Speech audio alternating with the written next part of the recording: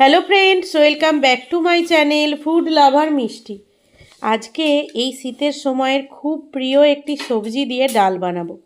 তো চলুন আজকে আমি আপনাদের সাথে শেয়ার করি মটরশুঁটির ডাল বা পিস ডাল।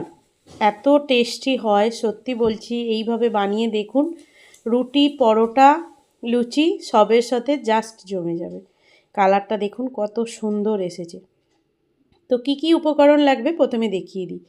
এই যে মটরশুঁটি, পেঁয়াজ, টমেটো, আলু, কাঁচা লঙ্কা, রসুন, আদা। আর আলুর সঙ্গে যে সাদা মতো যেটা দেখতে পাচ্ছেন ওটা হলো রাঙা আলু। রাঙা আলুটা অপশনাল, দিতেও পারেন নাও দিতে পারেন। গ্যাসে কড়াই বসিয়ে দিয়েছি, জ্বালিয়ে দিয়েছি।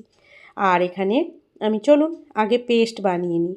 মটরশুঁটিটা আমি সিদ্ধ করব না, কেন জানেন?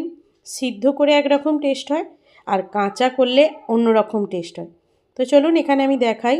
মটরশুঁটি দিলাম, দুটো কাঁচা লঙ্কা দিলাম, আর ওই 1 ইঞ্চি মতো আদা দিলাম। ওটার আমি একটা স্মুথ পেস্ট বানিয়ে নেব। ডাল যেহেতু করব, স্মুথ পেস্ট হওয়াই ভালো। এদিকে কড়াই বসিয়ে দিয়েছি, তো ওতে দিয়ে দিলাম, কড়াইটা বেশ কিছুক্ষণ গরম করে নিয়েছি। কড়াইতে দিয়ে দিলাম সর্ষের তেল, আর দিয়ে দিলাম জোয়ান আর জিরে, গোটা জোয়ান আর গোটা জিরে ফোড়নে। জোয়ানটা এরকম ডাল রেসিপি মানে তড়কা টাইপস ডাল রেসিপিতে যখন দেবেন, তার টেস্ট আর গন্ধ একটা আলাদা ধরনের ছাড়ে। তো তাই আমি আর কি দিলাম। তো এখানে পেঁয়াজ দিলাম, তারপরে পেঁয়াজটা একটু ভাজা ভাজা হতেই দিয়ে দিলাম আলুগুলো, আর দিলাম একটা কাঁচা লঙ্কা গোটা। যেহেতু ওখানে দুটো কাঁচা লঙ্কা আমি পেস্টের জন্য দিয়েছি, আর তাই এখানে আমি একটা কাঁচা লঙ্কা দিলাম। দেখুন ভাজা হয়ে গেছে। এরপরে আমি একটা ছোট সাইজের টমেটো দিয়েছি। এই ডালের রেসিপিতে টমেটোটা না দিলেও চলে, তবুও যারা ভালোবাসেন দেবেন। আমি ভালোবাসি রান্নায় টমেটো দিতে, তাই আমি টমেটোটা দিলাম। এরপর চলুন এক এক করে গুঁড়ো মশলা দিয়ে দিই। দিলাম জিরে গুঁড়ো, দিলাম কাশ্মীরি মির্চ পাউডার, দিলাম হলুদ গুঁড়ো, আর দিলাম লবণ। লবণটা স্বাদ মতো দেবেন, আর হলুদ আর লঙ্কা গুঁড়োটা খুব পরিমাণ কম দেবেন। যতটা কম দেওয়া যায় ততটাই ভালো। আর লাস্টে দিলাম হচ্ছে গরম মশলা গুঁড়ো। এদিকে দেখুন পেস্টটা আমার রেডি। এরপর ওই মশলাটার মধ্যেই আমি মটরশুঁটির পেস্টটা দিয়ে দিলাম।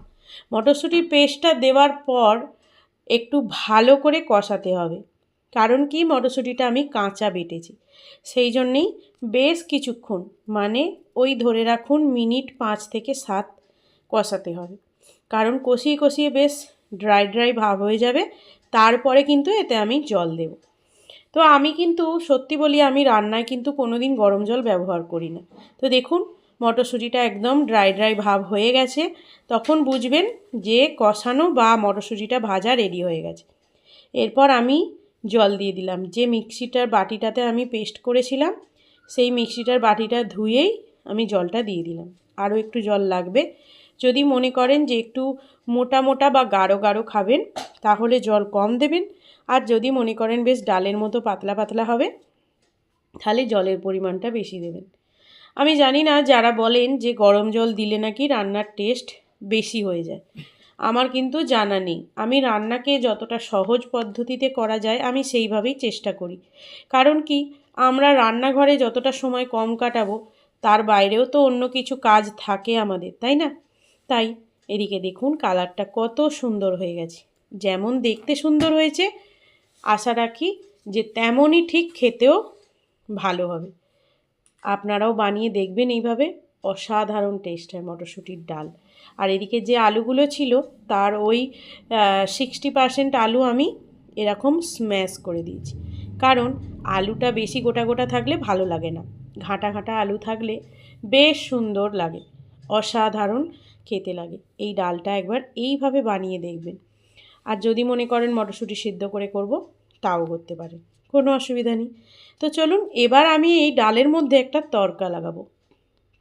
তো তড়কাটা কী দিয়ে লাগাবো চলুন দেখে নিন। এবার বসিয়ে দিলাম একটা ছোট্ট প্যান বা বাটি প্যান আর কি। এতে দিয়ে দিলাম 1 চামচ মতো ঘি, দিলাম একটু কালো জিরে। কালো জিরে আমাদের রান্নার উপকরণের জন্য, আমাদের স্বাস্থ্যের জন্য খুবই উপকারী। দিলাম কসুরি মেথি, মানে শুকনো মেথি পাতা। আর দিলাম 4 কোয়া রসুনকে থেঁতো করে। এবার এইটাকে একদম লাল করে ফ্রাই করে নিতে হবে, একদম লাল করে। তড়কা লাগানোর জন্য কিন্তু অবশ্যই লাল করে ফ্রাই করতে হবে, কারণ এর যে একটা সুন্দর গন্ধ, সেই গন্ধটা যাতে আসে। তো দেখুন আমি ওই যে ডালটা তার মধ্যে এটা দিয়ে দিলাম। দেওয়ার পরে জাস্ট একটা ফুট খাবে আর চাপা দিয়ে নামিয়ে দিতে হবে।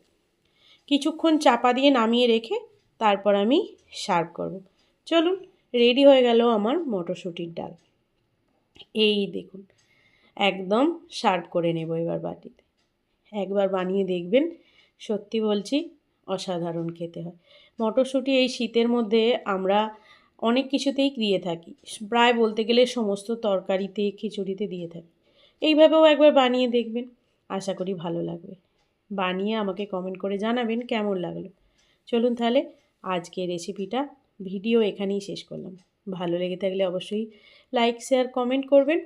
আর কি ভিডিও দেখতে চান, রেসিপি নতুন কিছু, সেটাও জানাবেন। এখানেই শেষ করলাম।